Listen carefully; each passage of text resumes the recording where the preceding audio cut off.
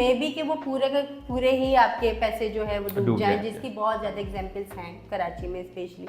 तो हम ये कहते हैं कि अगर आप हमने सारे बायलॉज को फॉलो किया है, उसका रीज़न ये कि अगर आप इसको आगे जाकर बेचते हैं और कोई आपसे बैंक लोन के थ्रू ख़रीद रहा है तो वो इजीली वो उसको अवेल कर सकता है, क्योंकि जब अब आपके बैंक आपको उन्हीं प्रोजेक्ट्स को लोन क्लियर करके देता है जिन्होंने बायलॉज को फॉलो किया हुआ होता है। तो हमारी सारे अच्छा बायलॉज को थोड़ा सा डिफाइन करें ना शमाइम, मार्केट को पता चलेगा बायलॉज में क्या क्या चीज़ फॉलो जैसे बायलॉज में देखिए सबसे एक एग्जांपल मैं देती हूँ कि हमारी ये एफएल है। एफएल प्रोजेक्ट में आपको चारों तरफ से 20-20 फीट की जगह जो है ओपन टू स्काई छोड़नी होती है ड्राइव थ्रू के लिए, पार्किंग के लिए। तो 20-20 फीट की जगह चारों तरफ से आपको, लेकिन नॉर्मली क्या होता है कि बहुत सारे सरजानी में भी ऐसे प्रोजेक्ट्स हैं जो मैंने खुद भी विजिट किए हैं कि वो 10 फीट उन्होंने छोड़ा हुआ है और 10 फीट बाकी कंस्ट्रक्शन में ले लिया, तो उस पर वो आप बायलॉज को फॉलो नहीं कर रहे हैं, ठीक है। या आपने SBCA से जो अप्रूवल्स लिए हुए हैं, आपने ग्राउंड प्लस 13 के अप्रूवल लिए हुए, आप उसमें 14 बना रहे हैं, 15 बना रहे हैं, तो आप या आपने अंडरग्राउंड पार्किंग बोला है तो पार्किंग में भी आपने कुछ निकाल दिया है, आपने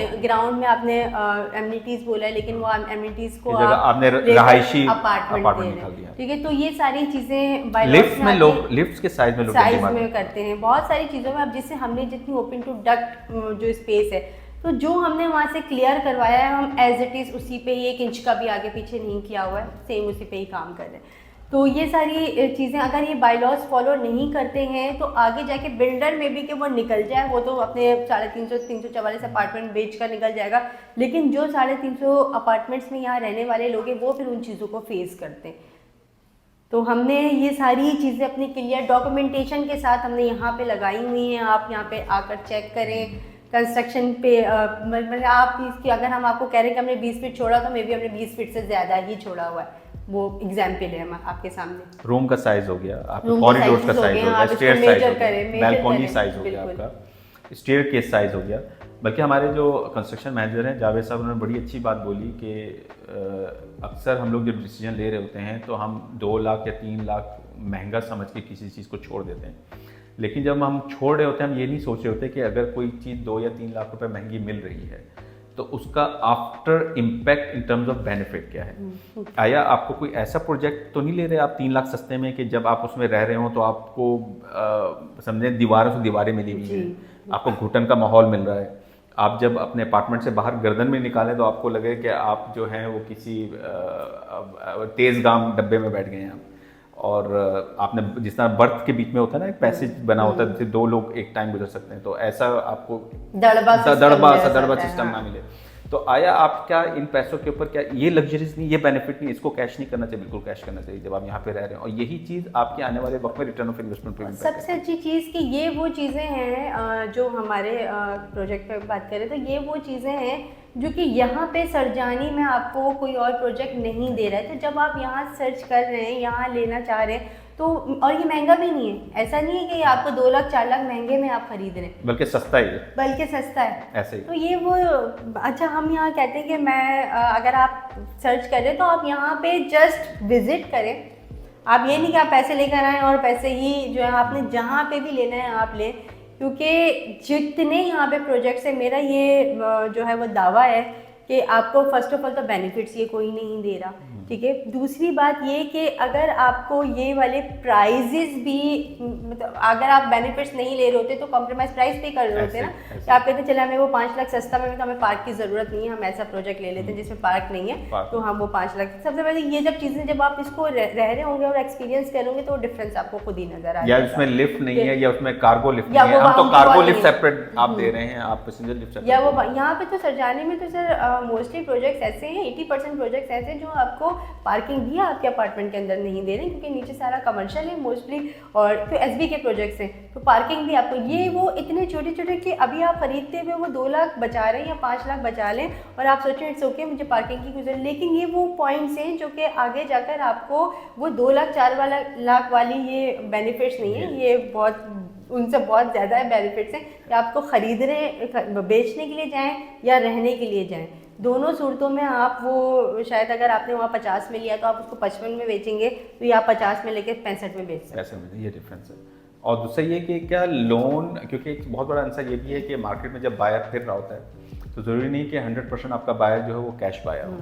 ये मैं आपको बात कर रहा हूँ प्रोजेक्ट डिलीवर होने के बाद, जब आप एज अ बायर आप खरीद चुके हैं। तो रिटर्न ऑफ इन्वेस्टमेंट का एस्पेक्ट जो है, क्या ये इसके ऊपर भी जब आप कंप्लाइंसेस को फॉलो करते हैं तो आपको क्या डॉक्यूमेंट्स मिलते हैं, क्या आपको आप किस कैटेगरी में फॉल कर जाते हैं, इसको थोड़ा सा लोन के लिए आप कह रहे हैं? हाँ। अच्छा सर, जब लोन के लिए आप अप्लाई करते हैं किसी भी इदारे से, बैंक से या किसी भी इदारे से आप लोन के लिए जब अप्लाई कर रहे होते हैं, तो एक तो होता है कि आपका जो प्रोजेक्ट है उसके डॉक्यूमेंट्स आपको रिक्वायर्ड होते हैं, और एक होता है आपकी अपनी पर्सनल प्रोफाइल।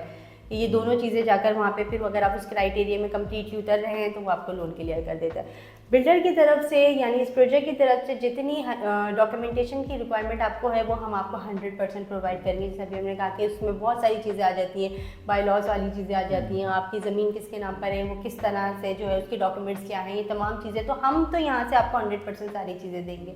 उसके बाद आपकी प्रोफाइल ऑब्वियसली डिपेंड करती है, उसके बाद दोनों चीज़ें ये ओके हो जाती हैं तो वो आपको ईजिली लोन मिल जाएगा। तो यहाँ से प्रोजेक्ट के हवाले से जो है वो 100% ये आप जो है वो क्राइटेरिया पे उतर जाएंगे कम्प्लीटली। और ये होगा कि फ्यूचर में आपका मार्केट में अगर 10 बायर है, 10 में से ज़रूरी नहीं कि 10 का 10 कैश का हो, उसमें से 4 ऐसा भी हो सकता है जो लोन का हो, जो लोन लेके फिर रहा हो। तो आपको बेनिफिट ये होगा कि आप उस कैटेगरी में फॉल कर रहे हैं, 10 का 10 कस्टमर आपकी कैटेगरी में फॉल कर रहे हैं। तो ये बहुत अच्छे पॉइंट्स हैं। इसके अलावा निशामाइन, anything else you feel like कि एज अ बायर लेमैन आदमी को रिटर्न ऑफ इन्वेस्टमेंट को मद्देनज़र रखना चाहिए किसी भी चीज़ को डिसाइड करते हुए? बिल्कुल सर, ये तो इतनी बड़ी, हम तो नॉर्मली मोबाइल पे ख़रीद रहे होते हैं, हम देखते हैं कि इसकी रीसेल क्या होगी, यही तो वो तो ऐसी चीज़ होती है कि आप 1.5-2 साल में चेंज कर रहे होते हैं। ये घर तो ऐसी चीज़ नहीं है कि आप 1.5-2 साल में चेंज कर रहे होते हैं। आप या तो इसको हमेशा के लिए रिहाइश के लिए ले रहे होते हैं, या फिर अगर आपने बेचना भी होता है तो आप ये इसका ताल्लुक डिमांड और सप्लाई से भी होता है?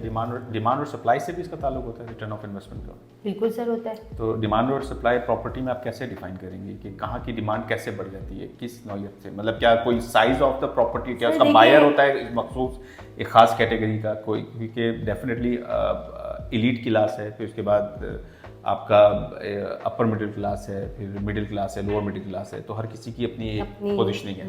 तो उसकी भी एक नंबरिंग है। अब 3 करोड़ की आबादी है कराची की, जरूरी थोड़ी कि 3 करोड़ में से जो है वो 2 करोड़ एलीट हो, या उसमें से 2 करोड़ जो सारी ही अपर मिडिल क्लास हो, या सारे ही मिडिल क्लास हो। तो इसके अंदर रेशो डेफिनेटली मिनिमम होता रहता है। तो उसके लिहाज से प्रॉपर्टी की साइज़ भी वेरी करती होगी, तो उसकी एक डिमांड फॉल करती होगी कि बड़ी प्रॉपर्टी उसका लिमिटेड बायर है और छोटी प्रॉपर्टी का ज़्यादा बायर है।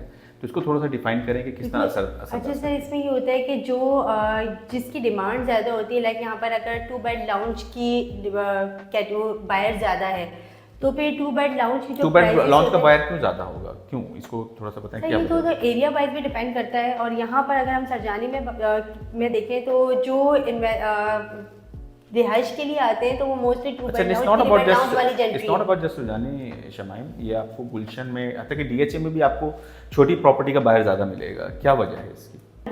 ये तो पॉकेट साइज और पॉकेट फ्रेंडली है, आप इजीली इसको अफोर्ड कर सकते हैं। फिर बाद में जाकर अगर आप इसको मॉडिफाई भी करवाना चाहे, आगे जाके आप 2 बेड लाउंज से 3 बेड 4 बेड लाए, लेकिन इनिशियल लेवल पर तो इसी पे ही मोस्टली होता है। इसके मैं आपको एक छोटी सी मिसाल इस तरह देता हूँ कि अगर आप हम मोबाइल की एक कैटेगरी की बात करें, या चले हम गाड़ी की बात करें, दोनों को पोजीशन करें, तो आपको रोडों पर जो है छोटी गाड़ी चलती हुई ज़्यादा मिलेगी, और जैसे मेहरान हो गई या ऑल्टो हो गई, इसी तरह ज़्यादा हो गई। आपको करोला हो गई या रिबॉन्ड हो गई, बहुत कम मिलेगी। देखिए ये नीड है, उसका बायर कम मिलेगा आपको। क्योंकि देखिए वो जो होता है ना, वो अगर आप जैसे बड़ी गाड़ी हो गई, वो सिविक हो गई, ये तो वो आपके डिजायर्स में आ जाती है कि अगर आपकी नहीं, इसकी वजह आपकी पॉकेट साइज भी है। Pocket size, not everybody can afford rebound. देखिए रिबॉन्ड अगर 1 करोड़ की गाड़ी है तो 1 करोड़ की गाड़ी होने का मतलब ये है कि अगर जिस बंदे के पास एक्स्ट्रा 3 से 4 करोड़ की इनकम होगी वो 1 करोड़ की गाड़ी अफोर्ड करेगा। लेकिन जिसकी इनकम ही महीने की 1 लाख या 1.5 लाख रुपए कमाता हो या 2 लाख रुपए कमाता हो, तो वो मेहरान या ऑल्टो से ज्यादा अफोर्ड नहीं कर सकता। तो अब यहाँ पे बात आ जाती है कि ये नंबर ऑफ कैटेगरी के लोग कितने फॉल कर रहे हैं सर, ये मैक्सिमम कर मैक्सिमम। तो यही चीज इंपैक्ट करती है आपकी प्रॉपर्टी। 60 to 70% वही है जो इसको आप सोशल इकोनॉमिक क्लास कहते हैं, इसको आप सोशल इकोनॉमिक क्लास बोलते हैं। तो यही फॉल करती है आपकी। और जब आप बात करते हैं खासतौर पर प्लॉट्स के, आपको 80 गज या 120 गज के बायर ज्यादा मिलेंगे, तभी आपको उसकी डिमांड ज्यादा मिलती है। इस वजह से उसकी प्राइसिंग ज्यादा होगी। उसके मुकाबले में 240 गज जो है आपको उससे उसी तरह महंगा मिलेगा। आपकी मिसाल इस तरह 1000 गज का प्लॉट है तो वो अगर 1 करोड़ का है तो 500 गज का प्लॉट आपको 1 करोड़ में कभी नहीं मिलेगा, वो आपको 75 लाख में मिलेगा। तो इसी तरह 240 गज का आपको असूलन 25 लाख का मिलना चाहिए, तो 25 का नहीं मिलेगा, आपको 40 लाख, क्योंकि उसके बायर ज्यादा है उसके।